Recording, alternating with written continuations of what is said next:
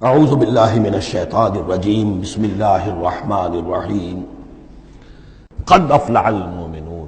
اور یہ کام کر گئے کون؟ اہل ایمان۔ کون سے اہل ایمان؟ الذین هم فی صلاتہم خاشعون، جو اپنی نمازوں میں خشوع اختیار کرنے والے، صرف گنتی کر کے رکعتیں پوری نہیں کرتے بلکہ ان کی نماز جو ہے وہ خشوع اور خضوع کا ایک مظہر ہے۔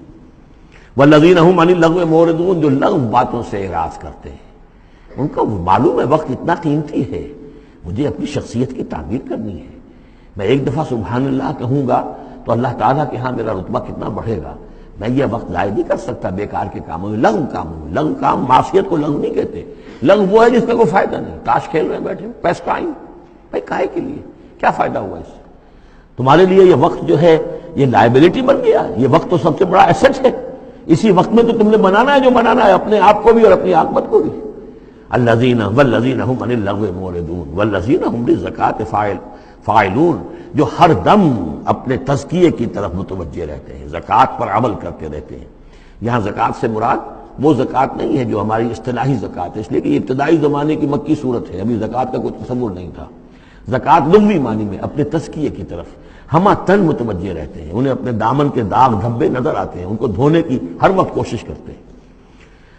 والذین هم لفروجہم حافظون، اور جو اپنی شرمگاہوں کی حفاظت کرتے ہیں، الا علی ازواجہم، سوائے اپنی بیویوں کے، یا او ما ملکت ایمانہم، یا ان کی لونیاں ہوں، فإنہم غیر ملومین، تو ایسے لوگوں کے اوپر کوئی ملامت نہیں ہے، یعنی وہ ان سے اپنی جو بھی جنسی تقاضا ہے پورا کر سکتے ہیں۔ یہ کوئی فی نفس ہی جو ہے، سیکس جو ہے فی نفس ہی ایول نہیں ہے، ایول اس کا غلط استعمال ہے۔ فمن ابتغى وراء ذلك، تو جو کوئی بھی اس سے آگے چاہے گا جو بھی حلال راستے ہیں اس سے ہٹ کر، فاولئک هم العادون، تو وہی لوگ ہیں کہ جو حد سے بڑھ جانے والے ہیں۔ والذین هم لاماناتهم وعهدهم راعون، اور وہ لوگ کہ جو اپنی امانتوں اور عہد کی پوری حفاظت کرنے والے ہیں۔ والذین هم علی صلواتهم یحافظون، یہ نکتہ خاص طور پر نوٹ کرنے کے قابل ہے، نماز سے شروع کیا تھا، نماز پر ختم کیا ہے۔ شروع کیا تھا قد افلح المؤمنون الذین هم فی صلاتہم خاشعون، نماز کی جو باطنی کیفیت ہے اس کی طرف اشارہ کیا شروع میں، اور نماز کا نظام والذین هم علی صلواتہم یحافظون، جو اپنی نمازوں کی پوری محافظت کرتے ہیں، مداومت کرتے ہیں، گنڈے دار نماز نہیں پڑھتے، مستقل پڑھتے ہیں، اس کے تمام جو بھی آداب ہیں، اس کے قوانین ہیں، ان کے تمام ملحوظ رکھتے ہوئے پڑھتے ہیں۔ اولئک هم الوارثون، یہ لوگ ہوں گے وارث کس چیز کے؟ الذین یرثون الفردوس، جو وارث ہوں گے ٹھنڈی چھاؤں والے باغات کے، جنت کے، ہم فیہا خالدون، اور اس میں یہ ہمیشہ ہمیش رہیں گے۔ اللہم ربنا اجعلنا منہم، اللہم ربنا اجعلنا منہم، اللہم ربنا اجعلنا منہم۔ اب یہ آیت آ گئی ہے یہاں پر جو میں نے کہا تھا کہ سورہ حج کے ساتھ اس کی مشابہت دیکھ لیجئے، پہلے رکوع میں وہ مضمون جو آیا تھا، یہاں یہ زیادہ نکھر کر اور زیادہ ایک یوں سمجھیے کہ جامعیت کے ساتھ آیا ہے۔ وَلَقَدْ خَلَقْنَا الْإِنسَانَ مِنْ صُلَالَةٍ مِّن طِينٍ، ہم نے پیدا کیا انسان کو مٹی کے خلاصے سے۔ سلالہ کہتے ہیں کسی چیز کا کشید کر لینا، جو اس کا جو اصل جوہر ہو۔ سلہ، کسی نے اگر نکالی اپنی تلوار جو ہے میان میں سے گھسیٹ لی، اسے سلہ کہتے ہیں۔ تو تلوار مسلول وہ ہے کہ جو تلوار ننگی ہے، جو اپنے نیام سے باہر آ گئی ہے۔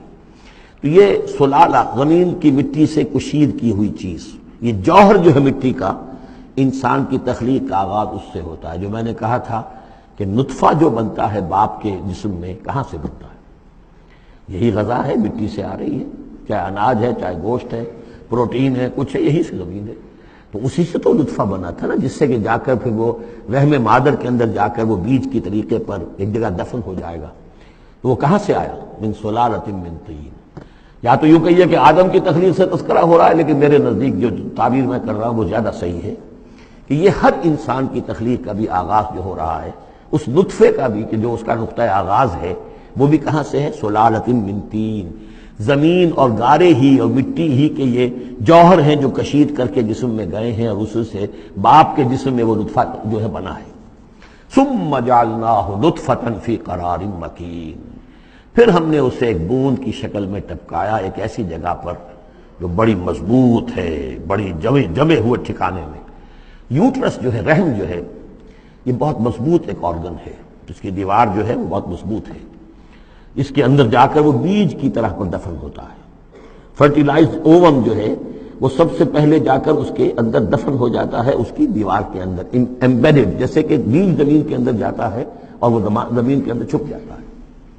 ثم خلقنا النطفة علقۃ، میں نے عرض کیا تھا کہ علقہ کا ترجمہ یہ بالکل غلط ہے جو ہوتا آیا ہے، اور اس کی وجہ یہ ہے کہ اصل میں جو ہماری جو بھی معلومات تھیں وہ ظاہر بات ہے مشاہدے کی بنا پر ہی تھیں، ابھی نہ تو کوئی ڈسیکشن تھی اور نہ کوئی ابھی مائکروسکوپ تھی کہ ان چیزوں کو سمجھا جا سکتا۔ تو چونکہ جب بھی کبھی کوئی فرض کیجئے کسی کا کوئی حمل ہے ابتدائی، وہ گر گیا ہے، تو نکلتا کیا تھا وہاں سے؟ جمے ہوئے خون کے لوتھڑے نکلتے ہیں۔ تو یہ سمجھا گیا کہ یہ جو پہلی شکل ہوتی ہے انسان کی جو وجود ہوتی ہے وہ رحم کے اندر یوٹرس میں، وہ جمع ہوا خون کا لوتھڑا۔ تو ترجمہ ہمیشہ یہ کیا گیا علقہ کا کہ جمے ہوئے خون کی پھٹک سے اور جمے ہوئے خون کے لوتھڑے سے، حالانکہ عین لام قاف کا کیا تعلق خون کے ساتھ ہے؟ اس سے لفظ معلق بنا ہے، متعلق بنا ہے، تعلق بنا ہے، علاقہ بنا ہے۔ یہ تو لفظ جو ہے اس کے معنی کیا ہے؟ تو اب معلوم ہوا ہے ہمیں کہ صحیح مفہوم کیا ہے، کہ جب پہلے تو وہ امبیڈ ہو جاتا ہے، وہ جو نطفہ ہے ماں کے رحم کی دیوار میں، پھر وہ اس سے نکل کر لٹکنے لگتا ہے اس کے ساتھ، دیوار کے ساتھ، جیسے کہ کوئی یہ جو ہوتی ہیں لیچز کہلاتی ہیں، کیا کہتے، جونک، جیسے جونک جو ہے کسی کے ساتھ چمٹ جائے اور پھر وہ لٹکی ہوئی ہو، تو جونک کی طریقے سے وہ پھر رحم مادر کی دیوار کے ساتھ لٹک گیا، معلق ہے۔ اب یہ علقہ ہے، پھر اس علقہ سے فخلقنا العلقۃ مضغۃ، اس علقہ کو ہم ایک لوتھڑے کی شکل دیتے ہیں۔ یہ وہ جو میں نے جو کیتھل مور سے آپ کا حوالہ دیا تھا میں نے ابتدائی اپنے خطاب میں، اس نے کہا ہے واقعتاً گوشت کا ایک لوتھڑا لے کر اپنے منہ میں رکھا، تھوڑا سا کچا سا گوشت، پھر اسے تھوڑا سا چبایا دانت سے، اور پھر نکال کے دکھایا کہ جو شکل میرے دانتوں کی جو شکل بن گئی ہے اس پر بین ہی یہی شکل ہوتی ہے انسان کے اندر ابتدائی ایمبریو کی، اسی طرح کے نشان پڑے ہوتے ہیں۔ تو گویا کہ یہ مضغہ جو ہے وہ وہی ہے، گوشت کا لوتھڑا کچھ نیم چبایا ہوا سا۔ فخلقنا المضغۃ عظاما، پھر ہم اسی مضغے کے اندر ہڈیاں بنا دیتے ہیں۔ فکسونا العظام لحما، اور پھر ہڈیوں کو ہم گوشت چڑھا دیتے ہیں۔ ثم انشأناہ خلقا آخر، پھر ہم اسے اٹھاتے ہیں ایک دوسرے ہی اٹھان پر۔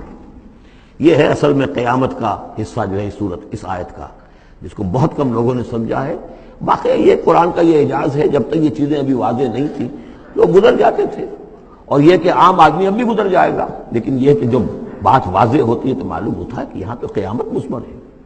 امام راضی جو ہے رک گئے ہیں سورہ حدید کی اس آیت پر آ کر، هو الاول والآخر والظاہر والباطن اعلم ان هذا المقام مقام غامض عمیق مہیب۔ اور اس دور کے کئی مفسرین قرآن کو میں نے دیکھا وہ وہاں سے ایسے گزر جاتے ہیں کہ جیسے وہاں کچھ ہے ہی نہیں۔ تو یہ اصل میں دیکھنے والی آنکھ سے متعلق ہے۔ اب یہاں غور کیجئے، یہاں فا اور ثم کا فرق دیکھیے۔ لقد خلقنا الانسان من سلالۃ من طین کے بعد آیا ثم۔ ثم سے جو وقفے آ رہے ہیں وہ پورے دور کے ہیں۔ اب وہ مٹی کا سلالہ جو ہے اس سے نطفہ بننا ایک مکمل دور ہے۔ ثم جعلناہ نطفۃ فی قرار مکین، پھر ہم نے اسے ایک بڑے مضبوط مکان کے اندر ایک بیج کی شکل کے اندر دفن کیا۔ یہ دوسرا دور ہے۔ ثم خلقنا، لیکن اس ثم کے بعد کتنے فا آ گئے ہیں۔ ثم خلقنا النطفة علقة فخلقنا العلقة مضغة فخلقنا المضغة عظاما فكسونا العظام لحما، 4 فا آ گئے۔ پھر آیا ثم انشأناه خلقا آخر، ایک بالکل نیا مرحلہ ہے یہ۔ اور اس کی تشریح جو حدیث میں آئی حضرت عبداللہ بن مسعود رضی اللہ تعالی عنہ سے، جب یہ 40 دن نطفہ، 40 دن علقہ، 40 دن مضغہ، جب 120 دن ہو جاتے ہیں، 4 مہینہ، اللہ تعالیٰ فرشتے کو بھیجتا ہے اور وہ کولڈ سٹوریج جہاں اس کی روح تھی ابھی، وہاں سے اس روح کو لاتا ہے اور اس میں شامل کر دیتا ہے۔ اب یہ کچھ اور شے بن گئی۔ اب تک یہ صرف ایک حیوان تھا، انسان نہیں تھا۔ اب وہ حیوان انسان کے ساتھ وہ روحانی وجود انسان جو ہے جب لا کر شامل کر دیا گیا، ثم ينفخ فیہ الروح، لیکن اس حدیث کو بھی لوگوں نے سمجھا روح سے مراد جان ہے، حالانکہ ہمیں معلوم ہے کہ یہ جو 4 مہینے ہے تو کیا بے جان تھا وہ؟ معاذ اللہ، وہ تو جو مرد کا سپرمیٹوزوان ہے وہ بھی زندہ ہے، لیونگ ہے، ماں کا جو اووم ہے وہ بھی زندہ ہے، زائگوٹ ہے وہ بھی زندہ ہے، مردے کا تو سوال ہی نہیں۔ تو تو در حقیقت یہ زندہ تو یہ سب ہے، لیکن اس کے بعد اس میں جو روح پھونکی گئی، پہلے وہ صرف حیوان تھا، اب وہ انسان بنا۔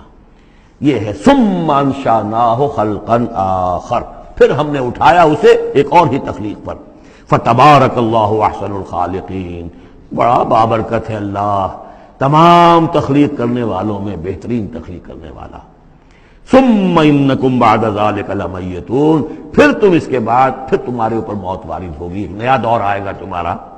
ثم انکم یوم القیامت تبعثون، پھر تم قیامت کے دن دوبارہ اٹھا لیے جاؤ گے۔